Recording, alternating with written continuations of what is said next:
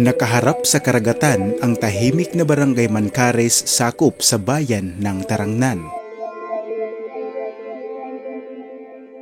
Humigit kumulang 80% sa mga taga rito, ang mga tao karamihan ay umaasa sa pamumuhay na biyayang hatid ng karagatan.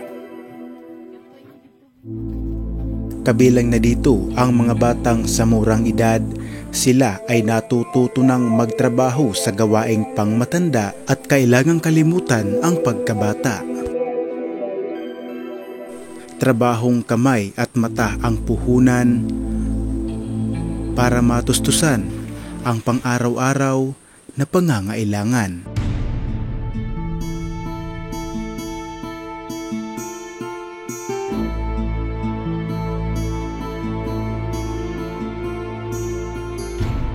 Ang Barangay Mancares o Mancares sakop ng Tarangnan Samar ay lugar ng mga Bisaya. Kunti lang ang mga waray dito dahil karamihan sa mga taga rito ay nagmula pa sa Cebu, Masbate at Leyte. Nabalitaan kong may kakaibang produkto raw rito. Barol kung tawagin sa lokal na dialekto. Sa isang maaliwalas na umaga, naabutan ko sa isang sulok ng barangay na ito ang pamilyang abala sa kanilang ginagawang trabaho.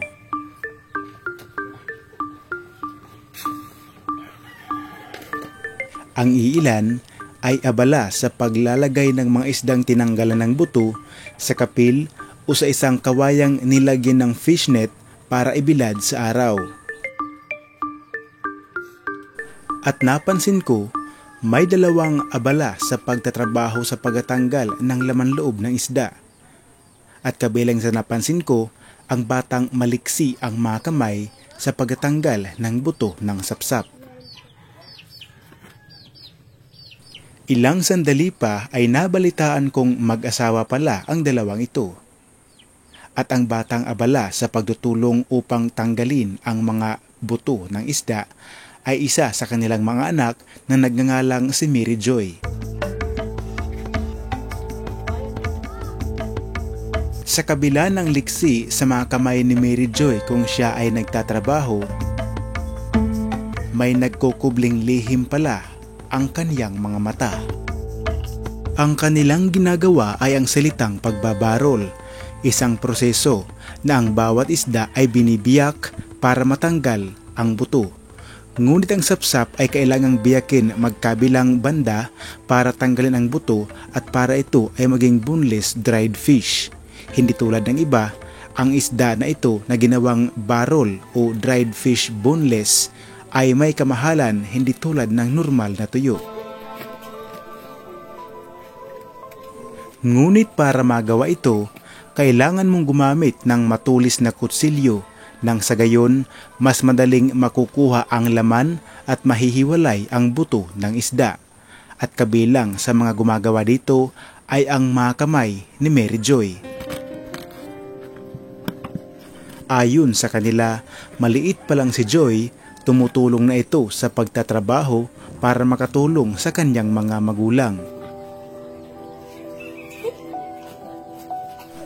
Sinubukan kong kausapin si Joy para makita ko kung ano ang meron sa kanyang mga mata, ngunit dahil baguhan at bago ko lang siya nakita at bago lang din niya akong nakilala, bilang lamang ang kaniyang mga sagot at nahihiya pang tumingin sa aking mga mata.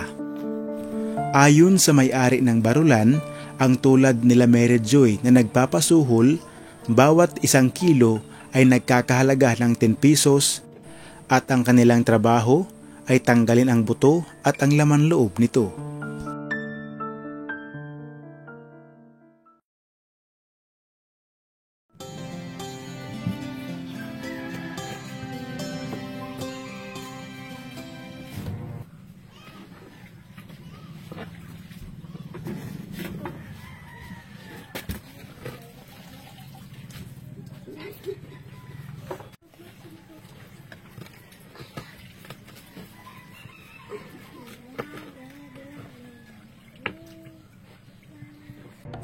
Ilang sandali pa, naubos na ang sapsap na tinatrabaho ni Mary Joy. Maya-maya pa, muling kumuha ang kanyang ina ng ilang isda sa loob ng banyera.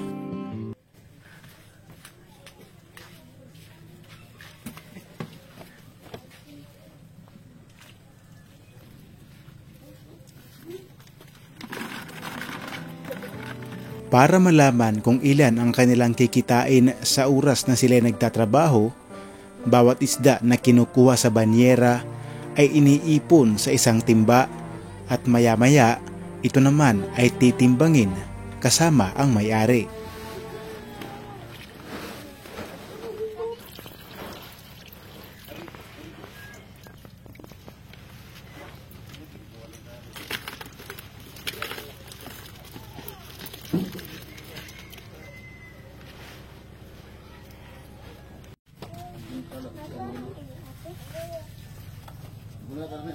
Pira. Ya Papa. Pira kilo. Mama, mama. Pag maubos ito, anadir pa nakuha na liwat.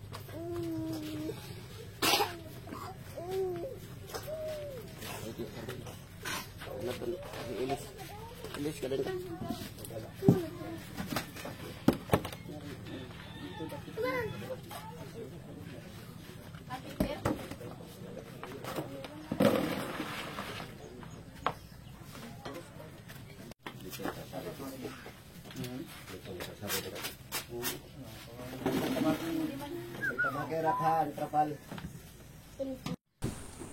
May dalawang kondisyon ang pagtatrabaho sa 1 kilong isda tulad ng sapsap. Kung ang buong 1 kilo ay susuluhin ang trabaho mula sa pagbibiyak hanggang sa pagtanggal ng mga laman loob, 10 pesos ang buong matatanggap nila. Ngunit, kung ang 1 kilo, sila ang magbibiyak at tatanggalin nila ang mga buto at sila naman ay kukuha ng taong magtatrabaho para tanggalin ang laman loob, 10 pesos, mababawas ang 7 para sa taong tulad nila Joy at ang sobra ay mapupunta sa taong tagatanggal ng laman loob. Sa ikalawang pagkakataon, sinubukan kong magtrabaho malapit kay Joy at para malaman kung ano ang sanhi na nagkaroon ng problema ang kaniyang mata.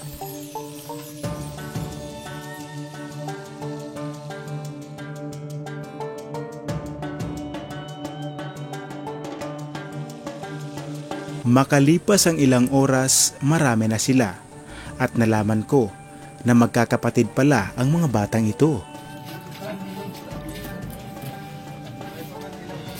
Hindi, pwede pa rin kayo.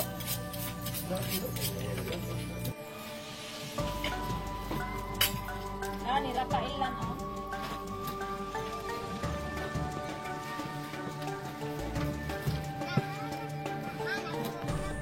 Para matingnan ko ang mata ni Joy, sinubukan ko itong kausapin at tanungin kung sino sa kanilang magkakapatid ang mabilis magbarol. At kaniyang itinuro ang kaniyang ate, sabay ngiti sa akin. Sa ikalawang pagkakataon, muli ko itong tinanong kung sino ang pinakamabilis, ang kaniyang ate rin ang kaniyang itinuro.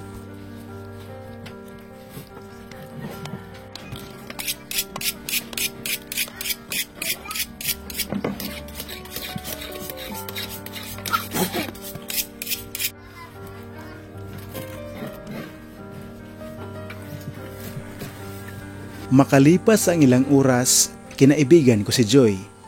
Dahil nahihiya ito sa harap ng kamera, mas minabuti kong hindi kunan ang mga pangyayari. At dito, nalaman ko na ang kanyang mata nagkaganito dahil 4 na taon pa lamang daw ito, ang kanyang mata ay natusok ng gunting.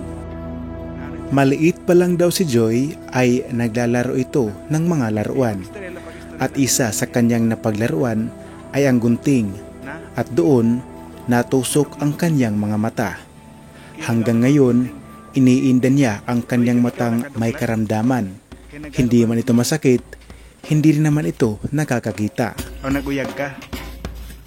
Kaya paalala sa mga nanay na ilagay ang matutulis na bagay na hindi maaabot ng mga bata. Sinubukan ng mga magulang ni Joy na ipa-check up ang kanilang anak tungkol sa iniinda nitong mata. Ang sabi daw ng doktor, wag muna ngayon, hintayin daw nila na lumaki ang bata. Makalipas ang ilang taon, gustuhin man nila na ipagamot o ipa-opera ang mata ng kanilang anak, hindi sapat ang kanilang kinikita sa pagpapasuhol sa bawat araw na sila ay nagtatrabaho sa pagbabarol.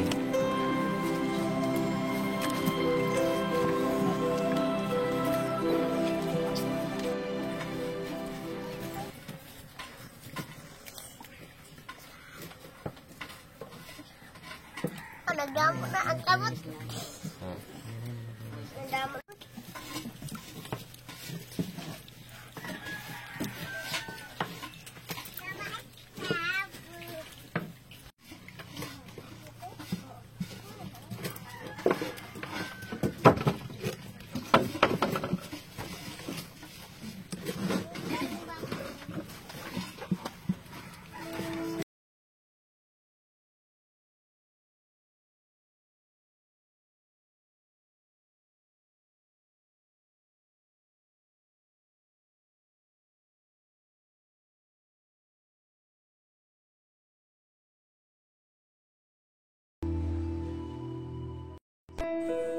Makalipas ang ilang oras, ibibilad na ang mga tinanggalang buto na sapsap. Ang tawag nila dito, boneless dried fish.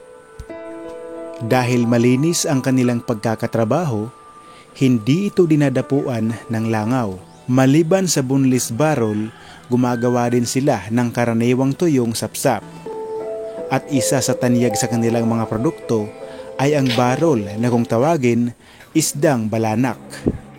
Dahil masilan sila, mabusisi at malinis ang kanilang pagkakatrabaho, hindi ito dinadapuan ng kahit anong langaw. Kaya ang resulta, malinis ang kanilang produkto at higit sa lahat mabango ang barrel na ito.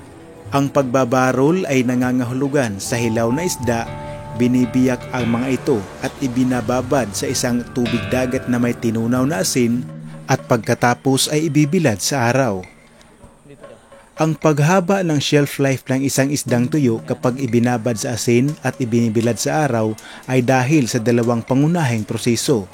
Isa na dito ang tinatawag na dehydration o pag-alis ng tubig at pagpigil sa paglaki ng mikroorganismo. Ang asin ay isang hygroscopic substance, kung ibig sabihin, ito ay sumisipsip ng tubig kapag ibinabad ang isda sa asin. Ang asin ay humihigop ng tubig mula sa laman ng isda sa pamamagitan ng pagproseso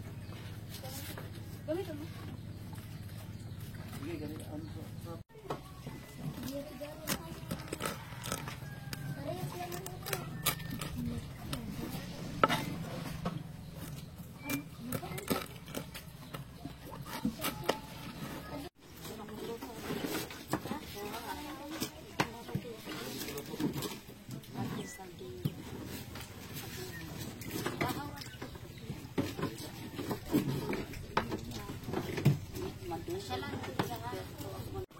pa. Pa. Pa.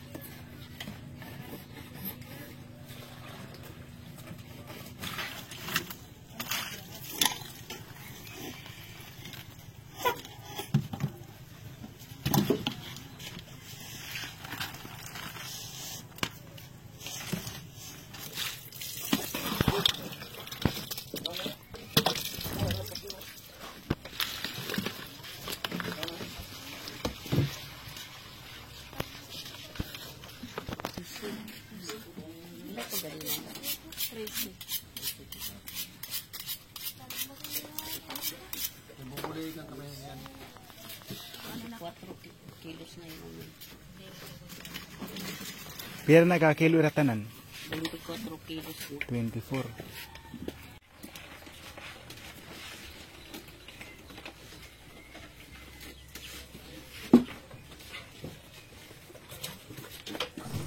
Maliban sa paggagawa ng barol at tuyo, dahil sila ay nasa lugar na baybayin, hindi lamang ito ang kanilang pamumuhay. Ang ilang mga tao ay nanghuhuli din ng mga tulad ng alimasag. Makalipas ang ilang oras, kumakain na ang mga nagtatrabaho. At sa lahat na nagtatrabaho dito, sagot na sa may-ari ng paggawaan ng tuyo ang kanilang pagkain. Isang rason para hindi na daw umuwi ang mga ito sa kanilang pamamahay para lamang kumain.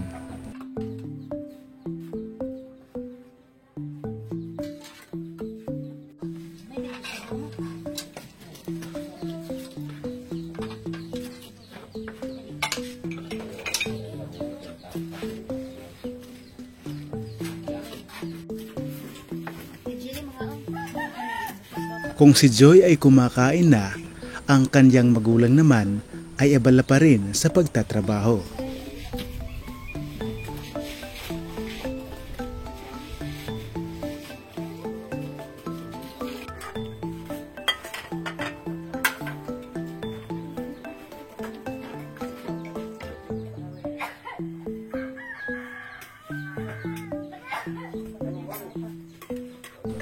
Makalipas ang ilang minuto, kumain na ang kanyang magulang. Ngunit ito ay naubusan ng ulam. Kaya ito ay nagdesisyon na pumunta muna sa kanilang bahay para tingnan ang kanilang kanin kung okay pa at bumili ng mauulam nito.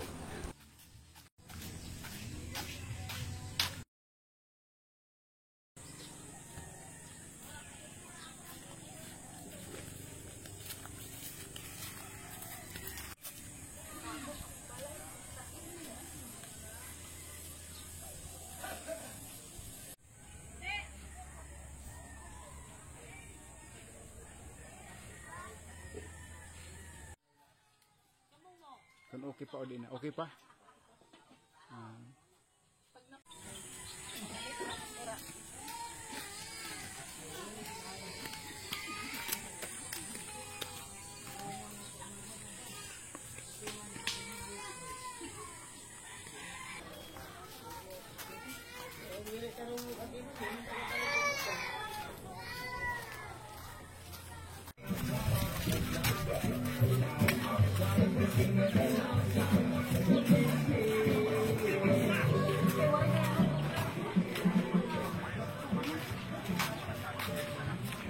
Balita? Ano? Takbet? Adilan hinatukan. Magsala. Ini bayad na ini imuhan kuan. An bayadhan pag barol. Oo.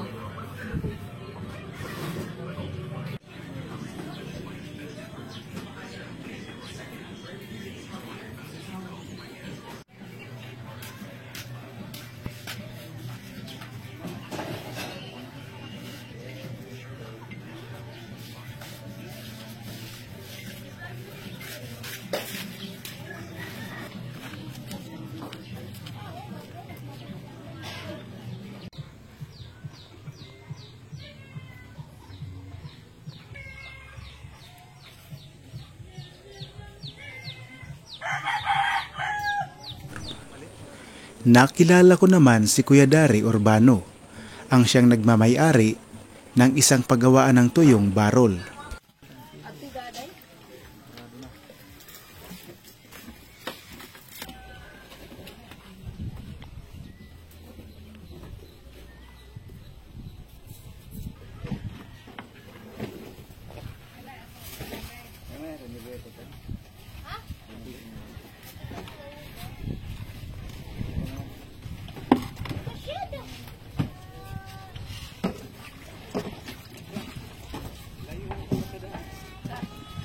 Maya-maya pa ay kinuha na ni Kuya Dari ang mga isdang tinanggalan ng buto.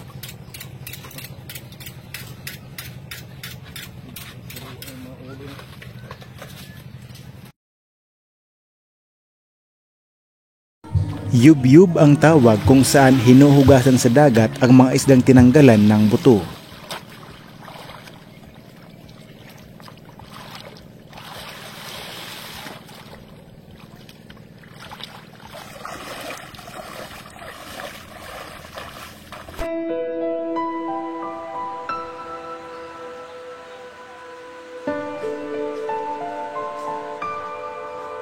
Matapos hugasan sa dagat, ibababad naman ang mga ito sa dagat na may tinunaw na asin.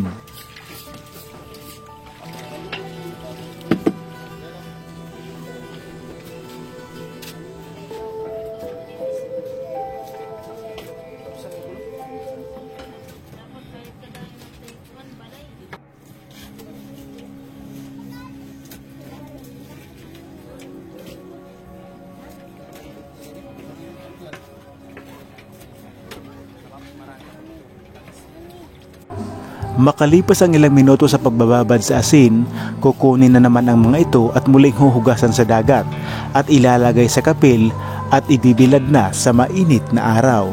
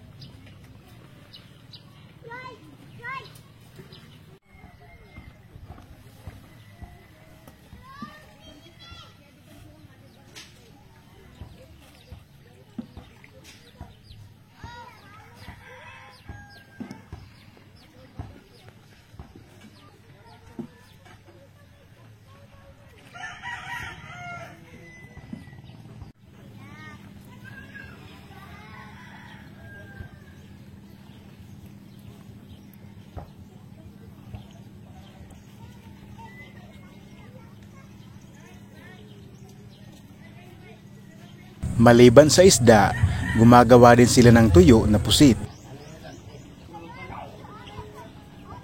Ngunit hindi katulad ng karaniwang tuyo at barol, ang pusit na ito ay may kataasan ang kanyang presyo.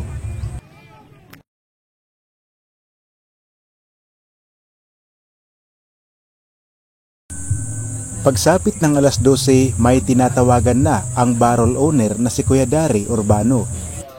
Nakasakay na ko na yung ulit.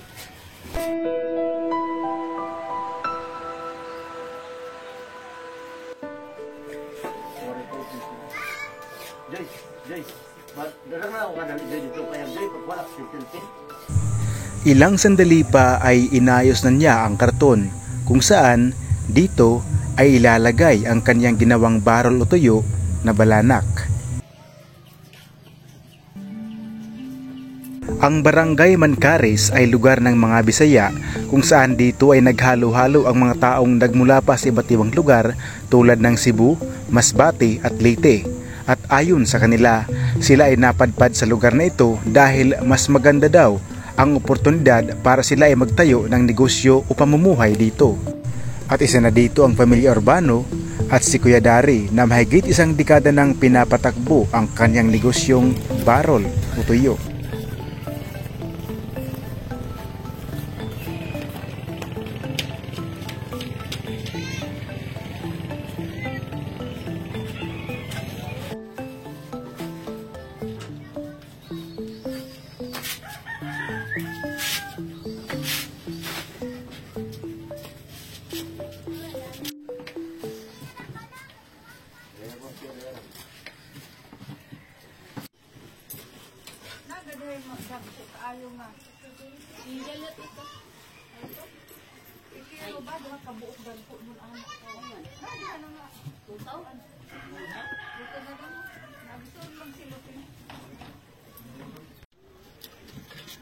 Ninyo pero lahat nila.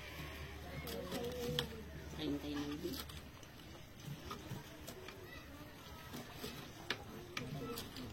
Bandang 1:00 ng hapon paubos na ang isda at ang naunang magtrabaho ay binayaran na ang lahat ng tinimbang o kilo ng kanilang trinabaho.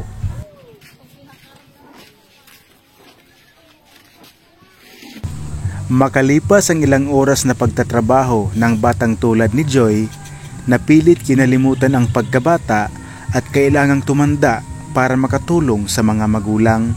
Sa wakas, sila ay makapagpapahinga na rin.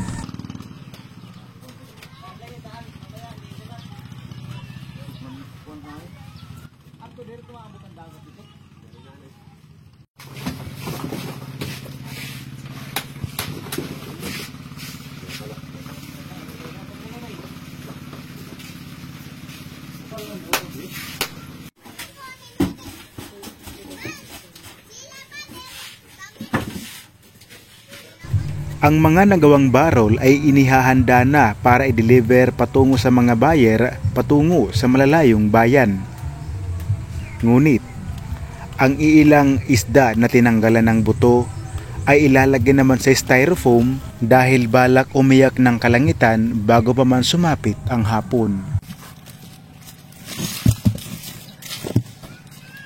At ang batang si Joy na kinalimutan ang pagkabata para lamang makatulong sa pangangailangan ng pamilya at kanilang magulang, makalipas ang ilang oras, sa wakas, nanamnamin naman ito ang salitang kabataan. At ang dagat na nagsisilbing tulay para sila ay kumita, ito rin ang kanilang playground. Para mas madaling malaman ang bigat ng tuyo, ang isang kapil ay inilalagay sa isang sako at titimbangin ito para malaman ang bigat at bilangin ang lahat. Estimate na kada sunod nga pag sugad dito.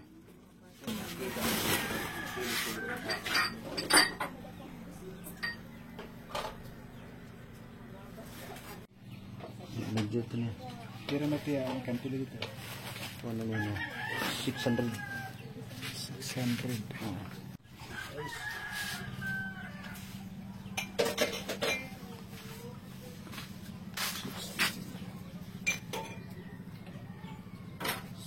times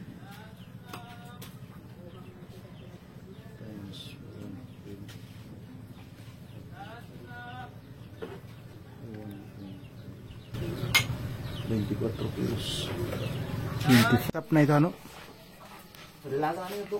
Puso. Oh. Wait, hawan mga gabi. Mura. City Media. Ura. Ay, kapag ulit po pala na.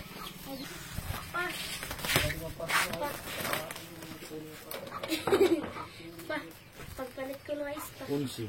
Ha? Unsi na City Media. Pero Yan ka mamanita. City Media unsi. Unsi so Media. Yung pag pinanong ko, Carmela, yatag ko naman ako. Saling nga, buyer. Diin man ang bayar ito. Buyer. Yan, ako kumain. Mga to crossing.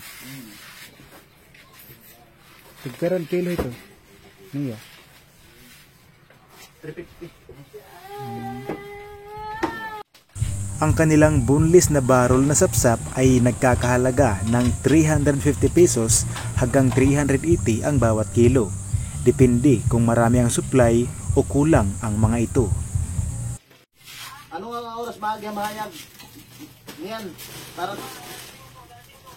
alas 5. Oh, tawag ko kung makahabol na ang bulag. Oh, Naisin tayo dito. Yap, ang imo, yap. Wala kang pa ito? Ang 620 pero niyo. Iya, 400 sa dala kay pag-shitty mo ng kilo. Sila Ate Emeline ay nag-umpisa sa pagtatrabaho mula alas 3 ng madaling araw hanggang alas 12. At ang kanilang kinita ay ibinili nila ng 3 kilong bigas sa tindahan. Bugas 2 ka kilo.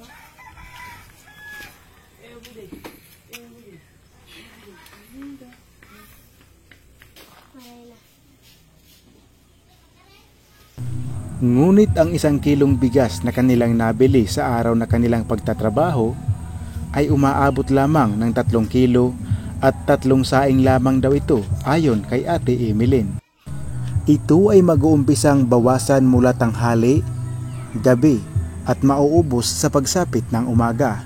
Kaya bawat araw sinisikap nilang bumalik sa barulan para magpasuhol at para makatanggap ng pera nang sa gayon sa pang-araw-araw nilang pangangailangan ay matugunan ang kumakalam na sikmura.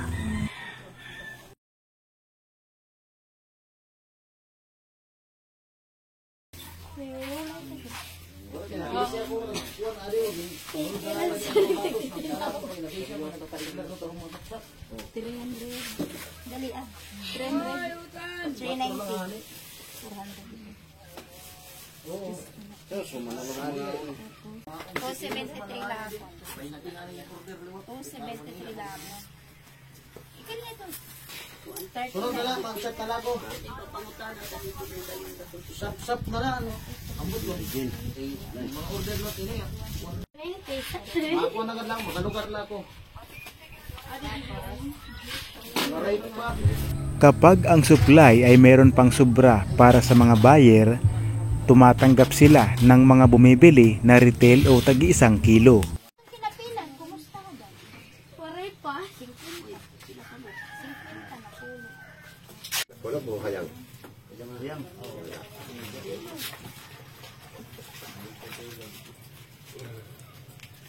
Kasi ito na akong mga dati ng mga buyer. At ang kanilang pagkakalagay ng mga barrel sa karton ay hindi basta-bastang inilalagay lamang. Idinadaan pa ito sa mas mabusising arrangement para mas kaakayayang tingnan at para mas madami ang mailagay sa loob.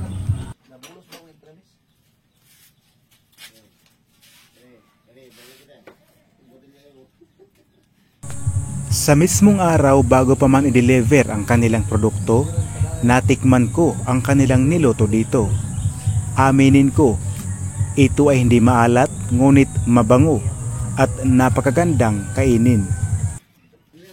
Sa halagang 400 ang bawat kilo, ito ay bumababa pa hanggang 350.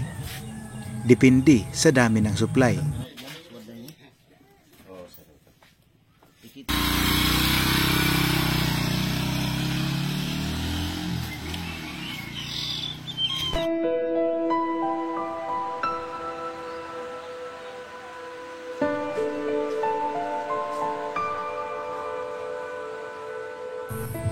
Pagsapit ng hapon, nagtungo naman si Kuya Dari sa laot.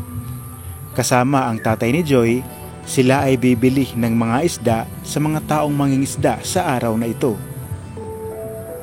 At bago pa man sumapit ang dilim, dumating na sila at hindi sila nabigo sa kanilang pakay.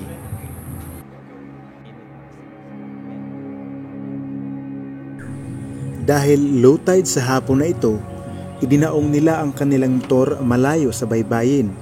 At ang proseso sa kanilang ginagawa ay ang pagtatasik, kung saan ang mga preskong isda ay nilalagyan ng asin para sa kinabukasan, ito naman ay gagawing barol.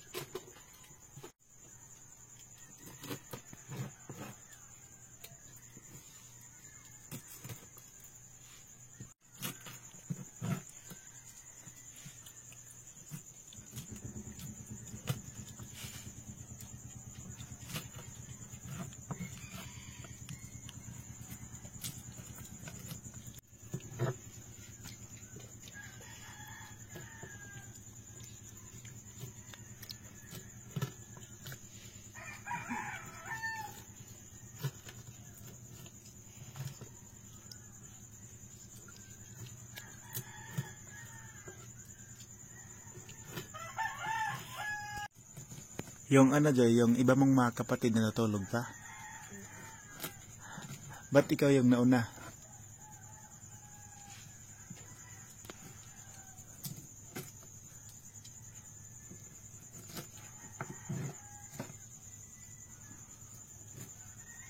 Kasagaran din nga ko ang pag may da talaga isda. Alas 3 good kami kaagahon na pakadi. Danay ko na alas 2 kami nakali. Alas 2? Tub ano ito nga oras?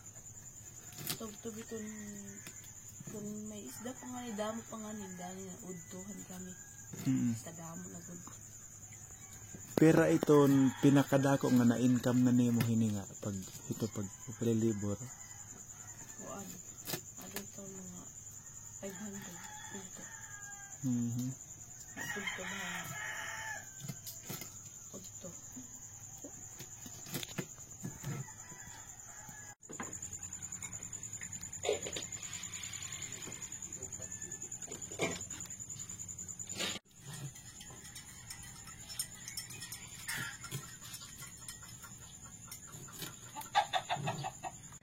Bukas ba niya? Balik pala ako. Balik. Yan kayang iyang sakyan bukas na Pasapot. Asa man siya ma?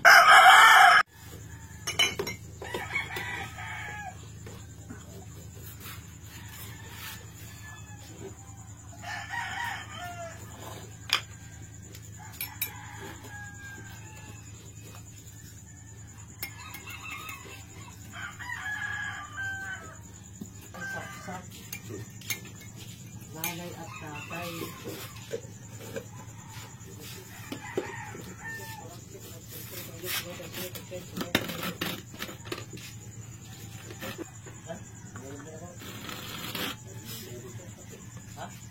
Kamay ka?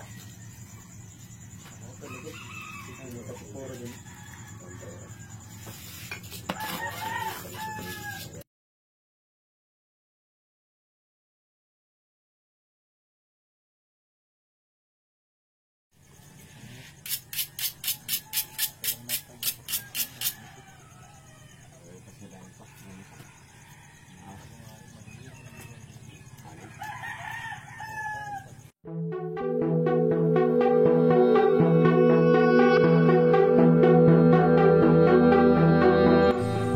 Ang paggising sa umaga ay maituturing biyaya sa mga taong umaasa sa biyaya ng kalikasan. Namulat man sa trabahong dulot ng kahirapan, ito naman ay may kapalit na biyayang hindi basta-basta mababayaran. Ang batang tulad ni Joy, nakakarampot lamang ang kita, bilang lamang ang pahinga, at paglalaro bilang bata. Mula dito sa Barangay Mancares, ako po si Antonio Cabubas at ito ang Province Life TV, Discoveries, History, Explore, and Docu Network.